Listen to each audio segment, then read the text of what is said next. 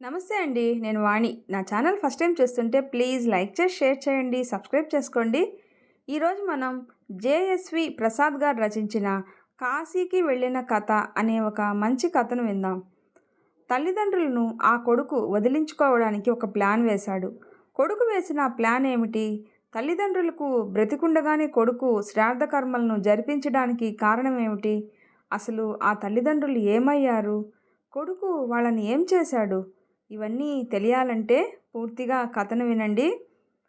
68 ఏళ్ల విశ్వనాథానికి 60వ ఏట నుంచే అనారోగ్యంగా ఉంటుంది. హఠాత్తుగా ఒకరోజు తాను ఇంకా ఎంతో కాలం బతకనేమో అనే అనుమానం వచ్చేసింది అతనికి. ఆ మాటే భార్య కామేశ్వరమ్మతో అంటే ఆమె కంగారు పడి మెళ్ళోని మంగళసూత్రాలు కళ్ళకద్దుకొని అలా ఇంకెప్పుడూ అనకండి అంటూ కోప్పడింది. విశ్వనాథం నవ్వాడు. పిచ్చిదానా, మనం అనుకున్నా అనకున్నా జరిగేది జరక్క మానదు కదా. జరగక తప్పని దాన్ని ధైర్యంగా ఆహ్వానించడమే మన పని అన్నాడు. ఏమో, మీరిలా అన్నిటికీ సరిపెట్టేసుకోగలరేమో, కానీ నేను అలా సరిపెట్టుకోలేను. మొన్న కోడలికి కాస్త జ్వరం వస్తే మనవాడు తనని పెద్ద హాస్పిటల్కి తీసుకెళ్ళాడు. వారం నుంచి మీ ఆరోగ్యం ఇలా తగ్గిపోతుంటే ఆర్ఎంపీతో వైద్యం చేయిస్తున్నాడు. నా మనసు గిలగిల్లాడిపోతుంది తెలుసా అంటూ కళ్ళు ఒత్తుకుంది కామేశ్వరమ్మ. అతను అనునయంగా ఆమె వీపు తట్టాడు. కాముడు, వాలిపోతున్న వయసు మనది, ఎంతో భవిష్యత్తున్న వయసు వాళ్ళది. ఎంత మంచి వైద్యం చేయించినా వాళ్ళు నా ఆయువుని మరో ఏడాది పొడిగించగలరేమో. ఈ ఏడాదిలో నేను చేయగల ఘనకార్యాలు ఏమున్నాయి? ఆయాసపడుతూనే నవ్వాడతను. కామేశ్వరమ్మ అతని ఛాతీకి అమృతాంజనం రాస్తూ కూర్చుంది. ఒక్కడే కొడుకు కదా అని వాడిని కళ్ళల్లో పెట్టుకొని పెంచాం. కష్టపడి చదివించి వాడి కాళ్ళ మీద వాడు నిలబడేలా చేశాం. ఇంత ఇల్లు ఆస్తి వాడికి అప్పగిస్తే మీ ఇద్దరికీ ఈ గది సరిపోతుంది కదమ్మా అంటూ మనల్ని ఈ మూల గదిలోకి తోసేశాడు పెళ్ళాం మాటలు విని అంది కామేశ్వరమ్మ ఉక్రోషంగా. విశ్వనాథం అనునయంగా ఆమె చేతిపై తన చేయి వేశాడు. ఒక ఆశావాదికి ఒక నిరాశావాదికి చెరో గ్లాసు నీళ్ళిస్తే ఆశావాది నా గ్లాసులో సగమైనా నీళ్లు ఉన్నాయి అని తృప్తి పడతాడట.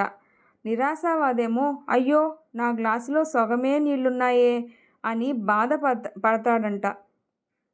మనం తృప్తి పడదాం కాముడు. శ్రవణ్ మన బిడ్డ, వాడిలోనూ కొంచెం మంచితనం ఉంది. తల్లిదండ్రుల ఆస్తంతా లాక్కొని వాళ్ళని వృద్ధాశ్రమాలకు తోలేసే వాళ్ళకన్నా మనవాడు నయం కదూ. మనకి ఈ కాస్త నీడైనా మిగిల్చాడు. ఆర్ఎంపీ వైద్యం చేయించినా 2 పూటల అన్నం పెడుతున్నాడు. కామేశ్వరమ్మ చురుగ్గా చూసింది భర్త వైపు. ఏం లాభం? మన ముసలి పెన్షన్ వచ్చింది అని తెలియగానే కోడలు పిల్లల్ని ఉసిగొల్పడం లేదు. తాతయ్య పుస్తకాలు అని, ఐస్ క్రీంలు అని. తిండి మాత్రం ఊరికే పెడుతున్నాడా? ఇంటెడు చాకిరీ చేయించుకోవడం లేదు. ఏదో చెప్పబోయిన విశ్వనాథాన్ని చెప్పనివ్వకుండా దగ్గుతెర అడ్డుపడింది. ఒకరోజు విశ్వనాథానికి ఆయాసం ఎక్కువై ఊపిరి తీసుకోవడమే కష్టమైపోయి మనిషి ఉక్కిరి బిక్కిరి అయిపోయాడు. కంగారుగా వెళ్ళి ఆ వీధిలోనే ఉన్న ఆర్ఎంపీ డాక్టర్ని పిలుచుకొచ్చింది కామేశ్వరమ్మ. డాక్టర్ వచ్చి ఇంజెక్షన్ ఇచ్చిన 5 నిమిషాలకి విశ్వనాథానికి ఆయాసం నెమ్మదించింది. డాక్టర్ చేతులు పట్టుకొని కన్నీళ్లు పెట్టుకుంది కామేశ్వరమ్మ. బాబు, పర్వాలేదంటారా అంది జాలిగా. ప్రస్తుతం పర్వాలేదులేండి, శీతాకాలం కదా, కాస్త జాగ్రత్తగా ఉండాలి అని కొన్ని జాగ్రత్తలు చెప్పాడు డాక్టర్. దిగులుగా కూర్చొని తన గుండెల మీద చేత్తో నిమురుతున్న భార్య చేతిపై చేయి వేసి ఏదో ఆలోచిస్తూ నెమ్మదిగా చెప్పసాగాడు విశ్వనాథం. కాముడు, నాకు చిన్నతనం నుంచి కొన్నైనా పుణ్యక్షేత్రాలు చూడాలి అని చాలా కోరికగా ఉండేది. కానీ ఎప్పుడూ ఏదో ఒక తాపత్రయమే.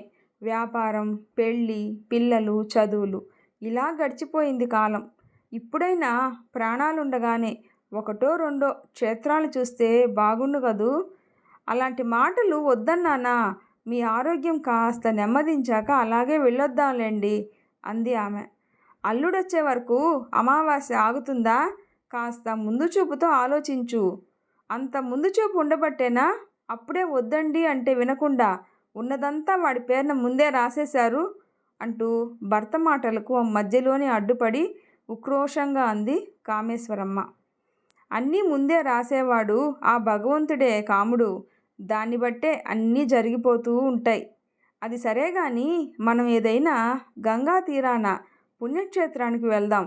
మకర సంక్రాంతి రోజున గంగమ్మ తల్లి బంగాళాఖాతంలో కలవడం చూస్తే ఎంతో పుణ్యమట. అక్కడికి వెళ్తే బాగుండును కదూ. అవునట, నేను విన్నాను. అబ్బాయిని అడిగి చూడండి. అలాగే వెళ్దాం. ఆ సాయంత్రం ఆఫీస్ నుంచి వచ్చిన శ్రవణ్కి తండ్రి చెప్పింది వినగానే మతిపోయింది. మీకేమన్నా మతిపోయిందా?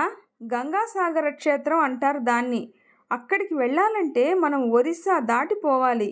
ఎంత డబ్బు ఖర్చవుతుందో, ఎంత శ్రమపడాలో తెలుసా? అందులోనూ మీరున్న పరిస్థితుల్లో అంటూ భయాన్ని ప్రదర్శించాడు శ్రవణ్. వీలు చూసుకొని ఇంకే పుణ్యక్షేత్రానికైనా తీసుకెళ్తానులే అన్నాడు. ఆ రోజు నుంచి ఇంకెక్కడికి వెళితే సులువో బాగుంటుందో తెలిసిన వాళ్ళందరినీ వాకబు చేయసాగాడు విశ్వనాథం. సాయంత్రం ఆఫీస్ అవర్స్ అయ్యాక ఇంటికి బయలుదేరిన శ్రవణ్కి సతీష్ కుమార్ అగర్వాల్ ఎదురొచ్చాడు. శ్రవణ్ గుండె గతుక్కుమంది. చటుక్కున అగర్వాల్ చేతులు పట్టుకొని పక్కకు తీసుకుపోయాడు. 10 నిమిషాల సేపు ఏదో మాట్లాడి అతి కష్టం మీద అతన్ని పంపించేసి తిరిగి వచ్చిన శ్రవణ్ను అతని కోసం ఎదురు చూస్తున్న జయరాజ్ అడిగాడు. ఏం బ్రదర్, మీరింకా అగర్వాల్ నోట్లో నుంచి బయటపడలేదా? పెదవి విరిచి తల అడ్డంగా ఆడిస్తూ మోటార్ బైక్ స్టార్ట్ చేశాడు శ్రవణ్. అతని మిగతా కొలీగ్స్ అందరూ ఇళ్లకు పోయే హడావిడిలో ఉన్నారు. జయరాజ్ శ్రవణ్ వెళ్లే వైపే వెళ్ళాలి. అతను శ్రవణ్ దగ్గరకు నడిచాడు. మీరేమీ అనుకోనంటే అగర్వాల్ బాకీ తీర్చడానికి నాకు ఒక మార్గం తోచింది, చెప్పనా అన్నాడు. శ్రవణ్ మోటార్ ఇంజన్ ఆఫ్ చేసి కుతూహలంగా చూశాడు అతని వైపు. మీ ఇంటి వెనుక సపరేట్గా ఓ 50-60 గజాల స్థలంలో 2 గదులతో ఓ చిన్న ఇల్లుంది కదా, దానివల్ల మీకు ఉపయోగం ఏమిటి? ఒక గది స్టోర్ రూమ్లా వాడుతుంటాం. రెండో దానిలో మా అమ్మ నాన్న ఉంటారు. రోడ్ సైడ్ కాబట్టి ఆ స్థలం విలువ కనీసం 2 లక్షల పైనే ఉంటుంది. అది అమ్మేసి మీరున్న డాబా మీద 2 గదులతో రేకుల షెడ్ చేయడానికి ఓ 50,000 అవుతుందనుకుంటే ఇంకా 1,50,000 పైనే మిగులుతుంది కదా. 50,000 అగర్వాల్కి ఇచ్చేస్తే ఇంకా 1,00,000 పైనే మిగులుతుంది. శ్రవణ్ కళ్ళు ముందు ఆశతో మెరిశాయి, కానీ అంతలోనే వాలిపోయాయి. అబ్బే, మా నాన్న ఆ ఇల్లు అమ్మనివ్వరు. చిల్లర వర్తకం చేసి ఇంకా రకరకాలుగా కష్టపడి ఆ ఇల్లు సంపాదించారు. వయసు మీద పడి ఆయన వ్యాపారాలు మానేసిన దగ్గర నుంచే నాకు ఇబ్బందులు మొదలయ్యాయి అన్నాడు శ్రవణ్ మోటార్ మళ్ళీ స్టార్ట్ చేస్తూ. జయరాజ్ కూడా బయలుదేరాడు. ఆయనతో నెమ్మదిగా మీ సమస్యలన్నీ చెప్పి చూడండి అన్నాడు.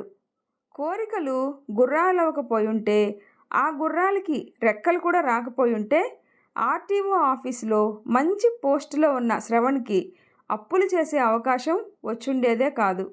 లక్షాధికారుల ఇళ్లల్లో ఉండే సౌకర్యాలన్నీ వాళ్ళ ఇంట్లో ఉన్నాయి. ఇంటర్ చదువుతున్న కూతురికి స్కూటర్ ఉంది. 10th చదువుతున్న కొడుకు చేతిలో సెల్ ఉంది. శ్రవణ్ భార్యకి నిలువెల్లా నగలున్నాయి. సిగపువ్వు కందకుండానే అన్ని విధాలా ఇంటిని తీర్చిదిద్దగల ఆధునిక సౌకర్యాలన్నీ ఉన్నాయి. కాకపోతే ఎందరో స్కీములు వాళ్ళు ఆ ఇంటి చుట్టూ తిరుగుతూ ఉంటారు అంతే. స్నేహితుడి మాటలు శ్రవణ్ బుర్రను పురుగుల్లా తొలిచేస్తున్నాయి. అతను ఆలోచిస్తూనే ఇంటికి చేరుకున్నాడు. ఆలోచిస్తూనే స్నానం చేసి టిఫిన్ తిని టీ తాగాడు. ఈలోగా తండ్రి పిలుస్తున్నాడు అనే కబురు వచ్చింది. వెళ్ళి తండ్రి ముందు నిలబడ్డాడు. గంగాసాగరం వెళ్ళడం కష్టమన్నావు కదా, ఈ నెలాఖరున శివరాత్రి వస్తుంది. శివరాత్రికి కాశీ కైలాసంలా ఉంటుందట.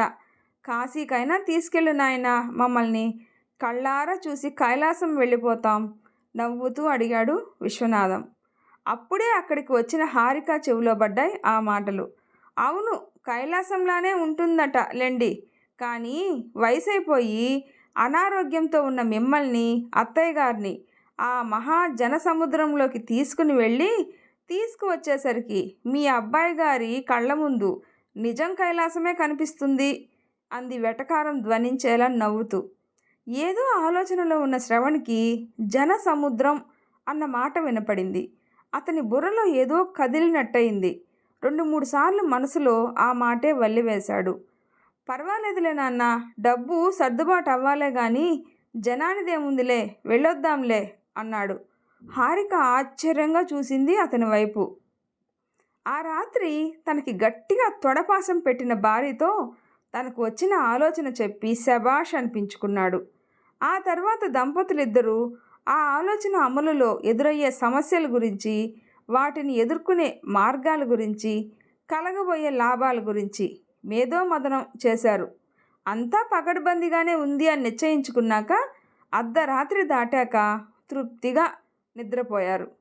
మర్నాడు శ్రవణ్ ఆఫీస్కి బయలుదేరుతుంటే హారిక తన చేతి నుంచి ఒక బంగారు గాజు తీసిచ్చింది.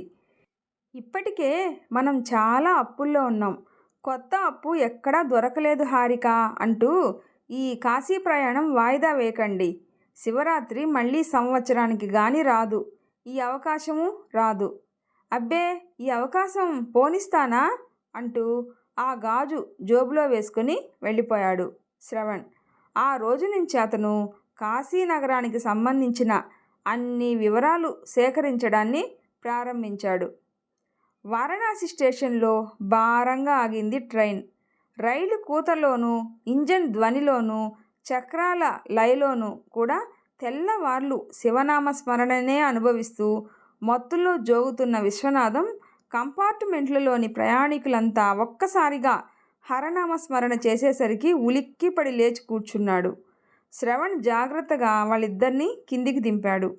ఆ పవిత్ర పుణ్యక్షేత్రంలో అడుగు పెట్టగానే వాళ్ళ మనసులు పులకరించిపోయాయి. ఆ ఊళ్ళో విశ్వేశ్వరుడు ఏ వైపున ఉన్నాడో తెలియకపోయినా చేతులు పైకెత్తి నమస్కరించారు ఆ దంపతులు. శ్రవణ్ మాత్రం బెదురుగా చుట్టూ చూస్తూ నడుస్తున్నాడు. అతని గుండెలు కొంచెం వేగంగా కొట్టుకుంటున్నాయి. కామేశ్వరమ్మ అతన్ని గమనిస్తూనే ఉంది. ట్రైన్ ఎక్కిన దగ్గర నుంచి అతను అలా ఎందుకున్నాడో అర్థం కావడం లేదు ఆమెకి. శ్రవణ్ భయపడినంత అయింది. హలో శ్రవణ్ గారు అంటూ దగ్గరికి వచ్చాడు ఇంచుమించు విశ్వనాథం వయసున్న ఒక వ్యక్తి. పక్కనే అతని భార్య కూడా ఉంది. మీ ఫ్యామిలీ అంతా వచ్చారా కాశీకి అంటూ పలకరించాడు చుట్టూ చూస్తూ. అబ్బే లేదు సార్, శివరాత్రికి కాశీ చూస్తామని సరదా పడుతుంటే మా అమ్మా నాన్నల్ని మాత్రమే తీసుకువచ్చాను అని అన్నాడు శ్రవణ్ మొహం మీద నవ్వు పులుముకుంటూ. అతను శ్రవణ్ చేతిని అందుకొని ఆప్యాయంగా కరచాలనం చేశాడు. కొడుకంటే మీలా ఉండాలి, వృద్ధాప్యంలో పుణ్యక్షేత్రాలు చూడాలి అని ఆశపడే తల్లిదండ్రుల కోరికని ఎంతమంది కొడుకులు తీరుస్తున్నారు ఈ రోజుల్లో అంటూ నిట్టూర్చి, మాకు ఒక కొడుకున్నాడు, ఎప్పటి నుంచో వాడిని బతిమాలి ఆఖరికి మా అంతటా మేమే తీర్థయాత్రలకి బయలుదేరాం. శ్రవణ్ ఇబ్బందిగా తలదించుకున్నాడు. స్టేషన్ నుండి బయటకు వచ్చేలోగా అతన్ని మరో 5-6 పలకరించారు. కాలేజీ రోజుల్లోని ఒక స్నేహితుడు కూడా వచ్చాడు ఫ్యామిలీతో. అతని బలవంతం మీద సత్రంలో రూమ్ తీసుకొని కొంతసేపు రిలాక్స్ అయ్యారు వాళ్ళు. ఆ తర్వాత గంగలో స్నానం చేయాలని మణికర్ణికా ఘాట్కి వెళ్ళారు. అక్కడ గంగా తీరంలో కాలుతున్న శవాలను చూసి విశ్వనాథం ఆశపడ్డాడు. తను అక్కడే విశ్వేశ్వరుడిలో కలిసిపోవాలి అని. అసలే కాశీ, పైగా పర్వదినం, భక్తజనం మహాసముద్రంలా ఉన్నారు. గంగలో జనం స్నానం చేస్తున్నారా లేక గంగమ్మే జనంలో స్నానం చేస్తుందా అన్నట్టు ఉంది అక్కడ. అక్కడి నుంచి విశ్వేశ్వరాలయం 4 పర్లాంగులుంది. ఆటోలు గుడి వరకు వెళ్ళవు. కొంత దూరం వరకు ఆటోలో వెళ్ళి అక్కడి నుంచి ఇరుకు సందుల గుండా వాళ్ళని నడిపించుకు వెళ్ళాడు శ్రవణ్. గుడి బయట రోడ్డుకి ఇరువైపులా అన్ని రకాల పూజా సామాగ్రి అమ్మే అంగళ్ళు, బారులు తీరి ఉన్నాయి. కావలసిన పూజా సామాగ్రి సజ్జల్లో పెట్టి ఇస్తున్నారు అక్కడ. శ్రవణ్ అందరికీ తీసుకున్నాడు. ఆలయం దగ్గరున్న జనాన్ని చూస్తే అతనికి ముందు భయం వేసింది. దర్శనానికి ఎంత సమయం పడుతుందో కానీ విచిత్రంగా అరగంటలోనే దర్శనం అయిపోయింది. గుడి బయటికి వచ్చాక అక్కడికి కొద్ది దూరంలో ఉన్న అన్నపూర్ణ మందిరం, విశాలాక్షి మందిరం కూడా చూపించాడు వాళ్ళకి. అప్పటికి ఆ దంపతుల మనసులు చిరకాల వాంఛ తీరిన ఆనందంతో నిండిపోయాయి. ఆటోలో దశాశ్వమేధ ఘాటుకు కూడా తీసుకువెళ్ళాడు అతను. అక్కడ కూడా జనం సముద్రమే. దేశంలోని జనమంతా అక్కడే ఉన్నట్టున్నారు. అన్ని భాషల వాళ్ళు కనబడుతున్నారు, వినపడుతున్నారు. శ్రవణ్ జాగ్రత్తగా చుట్టూ చూసుకుంటూ నెమ్మదిగా అమ్మా నాన్నల్ని ఆ జనానికి అవతలకి తీసుకుపోయాడు. కొంత దూరంలో గంగా తీరంలోనే ఒక పెద్ద మర్రి చెట్టుంది. కొందరు భక్తులు గుంపులు గుంపులుగా చేరి అక్కడ విశ్రాంతి తీసుకుంటూ ఉన్నారు. శ్రవణ్ వాళ్ళందరినీ పరిశీలించి చూసి కొంచెం ఎడంగా ఖాళీగా ఉన్న చోట విశ్వనాథాన్ని, కామేశ్వరమ్మని కూర్చోపెట్టాడు.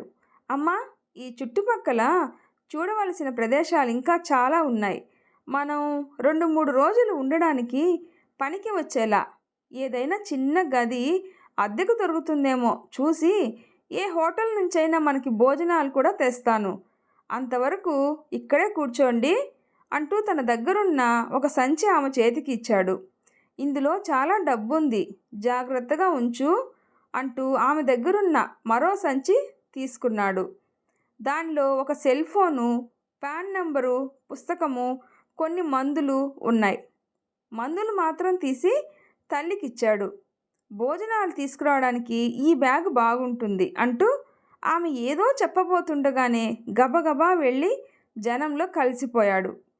అబ్బాయిని అనవసరంగా ఆడిపోసుకునేదానివి చూసావా, మన కోసం ఎంత శ్రమ పడుతున్నాడో పాపం. వాణ్ణి పెంచి ప్రయోజకుడిని చేయడానికి మనం అంతకన్నా ఎక్కువే కష్టపడ్డాం పాపం అంటూ నవ్వింది ఆమె. అర్ధచంద్రాకారంగా కాశీ చుట్టూ ప్రవహిస్తున్న గంగానదిపై పడవల్లో ప్రయాణిస్తూ తీరాన ఉన్న అన్ని ఘాట్లను దర్శించుకుంటున్నారు భక్తులైన యాత్రికులు. అబ్బాయి వచ్చాక మనం కూడా అలా పడవలో తిరుగుదామండి అంది కామేశ్వరమ్మ సంబరంగా. అవునవును, నాకు తిరగాలనుంది అని అన్నాడు విశ్వనాథం. దశాశ్వమేధ ఘాట్లలో స్నానాలు చేసిన వాళ్ళు, పాత వాళ్ళు వెళ్ళిపోతున్నారు. ఇంకా ఇంకా కొత్త వాళ్ళు వస్తున్నారు. కానీ శ్రవణ్ రాలేదు. 1-2 గంటలు అయినా రాలేదు. ఆ వృద్ధుల కడుపులు ఆకలితో మాడిపోతున్నాయి. జరుగుతున్న ఆ అమానుషానికి తనే సాక్షి అయినందుకేమో ఆ సర్వసాక్షి సిగ్గుతో మొహం ఎర్రగా చేసుకొని పడమటి కొండల వెనుకకి దాక్కోవడానికి తొందరపడుతున్నాడు. అప్పుడు తొలిసారిగా విశ్వనాథం కళ్ళల్లో అనుమానం కదలాడింది. కామేశ్వరమ్మకైతే అనుమానంతో కూడిన భయం పాములా వెన్నులోంచి పాకింది.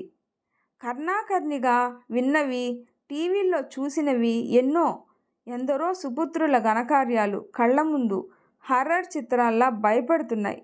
ఈ జనంలో శ్రవణ్ దారి తప్పిపోయాడా, లేక కావాలనే ధర్మం తప్పిపోయాడా? భయం, కోపం, ఉక్రోషం కలగలిసి చిగురుటాకులా వణికిపోతూ ఉంది కామేశ్వరమ్మ. కొంతసేపటికి ఎవరో దగ్గరకు వచ్చి పలకరించారు. మీరు చాలాసేపటి నుంచి ఇక్కడే ఉండిపోయినట్టున్నారు. మీ వాళ్ళెవరి కోసమైనా ఎదురు చూస్తున్నారా? అసలేమైనా తిన్నారా లేదా అని ఏదో చెప్పబోతున్న కామేశ్వరమ్మను వారించి, లేదండి, మాకు ఎవరూ లేరు. మేమిద్దరం పుణ్యక్షేత్రాలు దర్శించుకుందామని బయలుదేరాం. ఇక్కడ బాగుంది కదా అని కూర్చున్నాం. కాసేపు ఆగి వెళ్తాం అన్నాడు విశ్వనాథం. ఫోన్ చేసి శ్రవణ్ ఎక్కడున్నాడో కనుక్కుందామన్నా అతను ఫోన్తో పాటు సహా ఫోన్ బుక్కు అంతా తీసుకెళ్ళిపోయాడు. ముసలితనం వల్ల ఎవ్వరి నెంబరు గుర్తులేదు. ఆలోచిస్తుంటే అర్థమవుతుంది, ఇదంతా కుట్ర, భయంకరమైన కుట్ర. భార్య భుజం మీద చేయి వేసి వణుకుతున్న గొంతుతో అన్నాడు విశ్వనాథం. కాముడు, మనం మోసపోయాం, ఏకాకులమైపోయామే. కామేశ్వరమ్మ అతని గుండెల్లో మొహం దాచుకొని ఒక్కసారిగా బోరుమంది.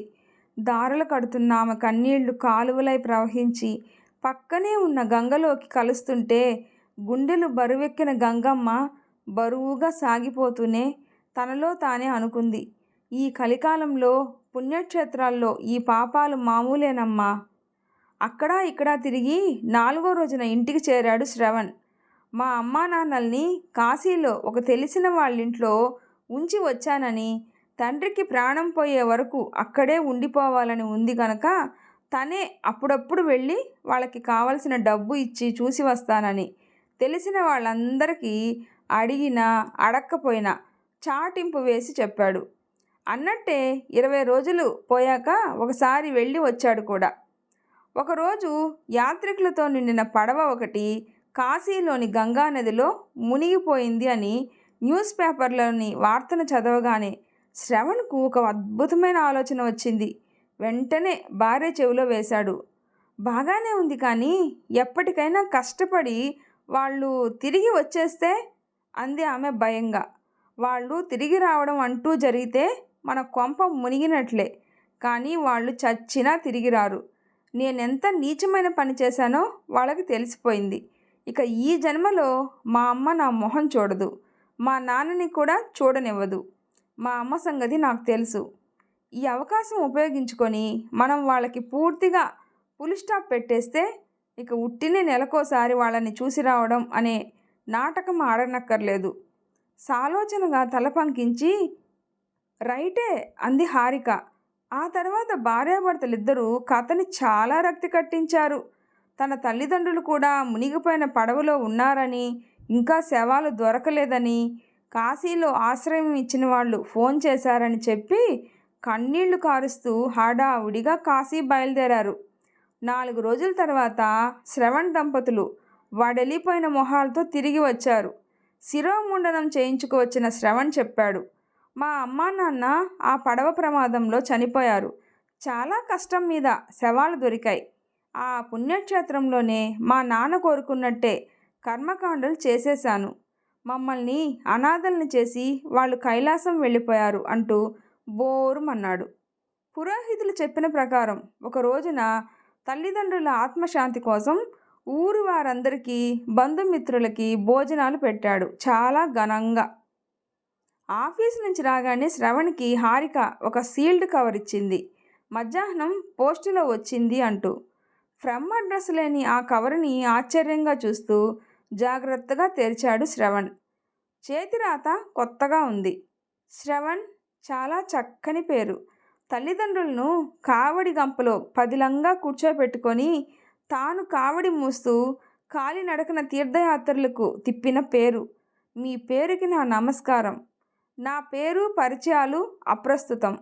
నాకు తెలిసిన ఒక దయనీయమైన కథని మీకు చెప్పడానికే ఈ లెటర్ రాస్తున్నాను. కొన్ని రోజుల క్రితం నేను కాశీలోని దశాశ్వమేధ ఘాట్లో స్నానానికి వెళ్ళినప్పుడు అక్కడ పిచ్చివాడిలా తిరుగుతున్న ఒక వృద్ధుణ్ణి చూశాను. అతని చేతిలో ఉన్న సంచి మీద ఉన్న ఊరి పేరు చూడగానే చాలా కాలం నాటి నా స్వగ్రామం గుర్తొచ్చి ఆనందం కలిగింది. జననీ జన్మభూమిచ్చ స్వర్గాదపి గరీయసి కదా.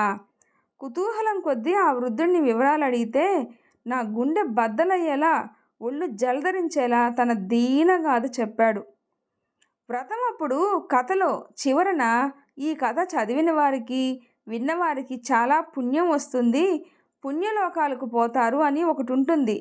ఈ కథ కొడుకులకు ప్రత్యేకం. ఇది చదివిన కొడుకులకు అంతవరకు చేసిన పాపాలు పోయి తమ కన్నీటిలోనే తాము స్నానం చేయగలిగితే పుణ్యం వస్తుంది. అతని పేరు విశ్వనాథమట. వయసైపోయి అనారోగ్యంతో రేపో మాపో అన్నట్టున్నాను గదా, చివరిలోనైనా పుణ్యక్షేత్రాలు చూద్దాము అని, భగవంతుడి దయ ఉంటే అక్కడే చచ్చి స్వర్గానికి వెళ్ళిపోదామని ఆశపడి ఒక్కగానొక్క కొడుకుని బతిమాలితే మంచి అవకాశం అనుకున్న ఆ కొడుకు తన తల్లిదండ్రులిద్దరినీ శివరాత్రి చూపిస్తానని తీసుకొచ్చి కాశీలో వదిలి పారిపోయాడట. పోతూ పోతూ ఫోన్ కూడా తీసుకుపోయాడట. కొంత డబ్బు మాత్రం ఇచ్చాడట.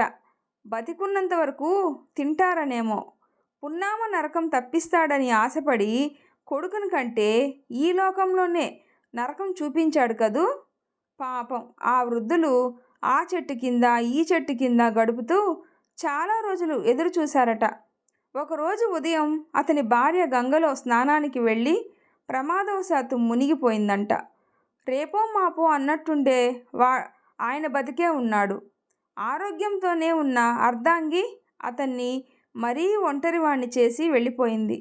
అసలే ఇక్కడి పండాలు కొడుకుల్లా జలగల్లాంటి వాళ్ళు. అయినా ఆ వృద్ధుడు భార్యని అనాథ శవంలా వదిలేయలేడు కదా. ఎవరో పండాని బతిమాలుకొని భార్యకి అపరకర్మలు కానిచ్చి తన దగ్గర ఉన్న డబ్బుతో 11వ రోజున ముగ్గురు ఆడవాళ్ళకి భోజనాలు కూడా పెట్టించాడట. పురాణాల్లోని శ్రవణుడిలా వార్ధక్యంలో తమని కంటికి రెప్పలా చూసుకుంటాడని తమ కొడుక్కి శ్రవణ్ అని పేరు పెట్టుకున్నారట. పిల్లలు పెద్దవాళ్ళయ్యాక వాళ్ళ గుణాలని బట్టి పేరు పెట్టాలి కానీ ముందే పేరు పెట్టేయకూడదు కదూ.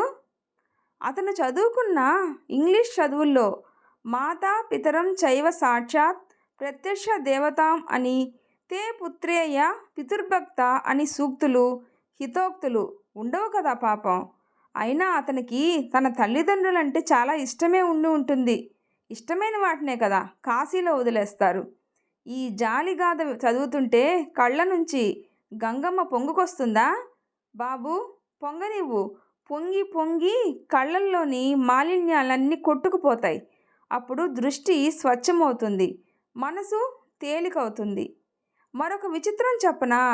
ఆ వృద్ధుణ్ణి వాళ్ళ కొడుకు దగ్గరకు చేర్చి అతనికి కాస్త బుద్ధి చెప్దామని ఆ గ్రామం తీసుకువెళ్ళాను. మేం వెళ్ళేసరికి ఆ ఇంటి ముందు షామ్యానాలో భోజనాలు అవుతున్నాయి. చాలా జనం కిటకిటలాడుతున్నారు. ఏమిటా అని ఆరా తీస్తే ఈసారి మా ఇద్దరి గుండెలు పగిలిపోయాయి. ఎందుకో తెలుసా? ఇంటి పెద్ద విశ్వనాథం, అతని భార్య కామేశ్వరమ్మ కాశీలో మరణించారట. వాళ్ళ ఆత్మశాంతి కోసం ఈ సుపుత్రుడు భోక్తారాధనం చేస్తున్నాడట. బతికి ఉండగా అమ్మా నాన్నలకి పిడికెడు అన్నం పెట్టని కొడుకులు వాళ్ళు మరణించాక ఊరందరికీ విందు భోజనం పెట్టడం చాలా చిత్రం కదూ. నేను ఆయనతో చెప్పాను, తన చావుని తానే చూసుకొని తన దినం భోజనం తానే తినే అదృష్టం ఎందరికి వస్తుంది? మీరు భోజనం చెయ్యండి అని. ఎవరూ చూడని ఓ మారుమూల కూర్చోబెట్టి భోజనం చేయించాను. బక్క చిక్కిపోయి గడ్డాలు మీసాలు పెరిగిపోయి నడిచే శవంలా ఉన్న విశ్వనాథాన్ని ఎవరూ గుర్తుపట్టలేదులే. ఆయన తన విస్తరిని తనివి తీరా చూసుకొని ఆ కూరలన్నీ కంటికింపుగా ఉన్నాయని పొగిడాడు. ఆగకుండా ప్రవహిస్తున్న కన్నీళ్ళని మాత్రం కలుపుకొని 2 ముద్దలు తిన్నాడు. ఒకటి తనకట, రెండోది తన భార్యకట. కొడుకు ఇలా ప్రతి ఏటా తద్దినాలు పెట్టి డబ్బు పాడు చేసుకుంటాడేమో అని కూడా బాధపడ్డాడు. అలా కాక మహాలయ పక్షాల్లో ఇద్దరికీ కలిపి ఒకేసారి శ్రాద్ధం పెడితే మళ్ళీ మళ్ళీ పెట్టక్కర్లేదని అతనికి ఎవరైనా చెప్తే బాగుండును అని కూడా అన్నాడు. ఇంత తెలిసిన ఆ కొడుక్కి అది మాత్రం తెలీదా? ఇది మొదటిసారి కాబట్టి చేశాడు, మళ్ళీ చేయలేండి అన్నాను. ఆయన ఇక అక్కడ ఉండలేకపోయాడు. తనని వెంటనే మళ్ళీ కాశీకి తీసుకుపోమని నన్ను బతిమలాడాడు. తనని ఎవరైనా గుర్తుపడితే కొడుక్కి చెడ్డ పేరు వస్తుందని భయమేమో. నాకు జాలేసింది. ఆయన్ని తిరిగి కాశీ తీసుకువచ్చేశాను. ఆ విశ్వేశ్వరుడే ఏదో మార్గం చూపెడతాడులే అని. బాబు, చిన్నతనం నుంచి నాకు తెలిసిన కథలన్నీ కంచికే వెళ్ళేవి, కానీ ఈ కథ కాశీకి వెళ్ళింది. ఒక్క మాట, ఈ లెటర్లోని పేర్లు మార్చి నీకు వీలైనన్ని కాపీలు వేయించి ముసలి తల్లిదండ్రులున్న కొడుకులకి పంచు. వాళ్ళని అలాగే అచ్చు వేయించి పంచమను. వచ్చే తరంలోనైనా వృద్ధులంటే సంస్కృతి ప్రబోధకులు, సంప్రదాయ ప్రచారకులు అనే సద్భావం పెరిగి చక్కని కుటుంబ వ్యవస్థ ఏర్పడుతుంది. లేదంటే తండ్రుల్ని చూసి కొడుకులు ఈ రాక్షస నీతి నేర్చుకుంటూనే ఉంటారు. నీకు కొడుకున్నాడు కదా. లెటర్ చదవడం పూర్తి చేసిన శ్రవణ్ మొహం తెల్లగా పాలిపోయింది. శిలలా బిగిసిపోయిన అతని కళ్ళల్లో లీలగా తడి కదలాడింది. పక్కింట్లోని పిల్లోడెవరో వేమన పద్యం చదువుతున్నాడు బిగ్గరగా. తల్లి తండ్రి మీద దయలేని పుత్రుండు పుట్టనేమి వాడు గిట్టనేమి అని. ఈ వీడియో నచ్చితే ప్లీజ్ లైక్ చేసి షేర్ చేయండి, సబ్స్క్రైబ్ చేసుకోండి. స్టోరీ ఎలా ఉందో తప్పకుండా కామెంట్ చేయండి. ప్లీజ్ సపోర్ట్ చేయండి. Thanks for watching.